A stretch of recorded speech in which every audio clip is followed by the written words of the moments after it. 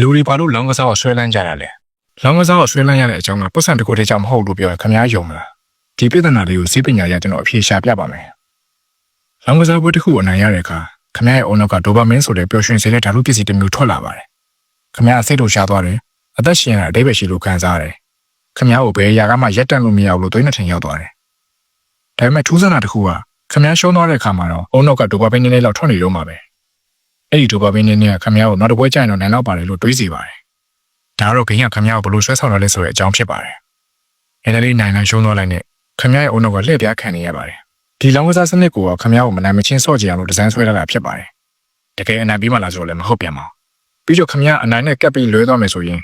ဥပမာချဲထိုးရင်တွေ့ရတယ်လို့ပေါ့။ခင်ဗျားရဲ့အုံနောက်ကတကယ်အနိုင်ရတယ်လို့ပြောရှင်မှုကိုခံစားလိုက်ရပါတယ်။ဒီတိရွဲလေးကိုခံစားရတဲ့အချိန်ကခင်ဗျားကိုထပ်ဆော့ခြင်းတွေဖြစ်အောင်လို့ဆိုပါတယ်။ဒါခင်ဗျားရဲ့အုံနောက်ကလှည့်စားနေတာပါပဲ။အဲ့နောက်မှာလောင်းကစားကပျော်ဝတ်မှုတော့ပါဘူး။ခံစားချက်အတွက်ဖြစ်လာပါတယ်။ခင်ဗျားစိတ်ဖိစီးမှုတွေမေးလျော့သွားတယ်။လာကျင်မှုတွေခဏပျောက်သွားတယ်။နောက်ဆုံးကစားပြီးတဲ့အခါမှာ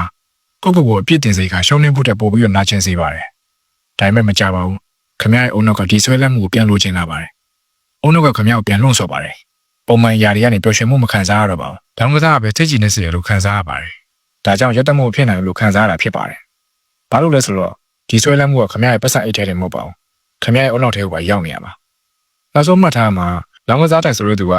ခင်ဗျားရဲ့ပတ်စံတစ်ခုတည်းတည်းမဟုတ်ပါဘူးခင်ဗျားဘဝရဲ့ပျော်ရွှင်မှုတွေကိုရယူနေတာပါ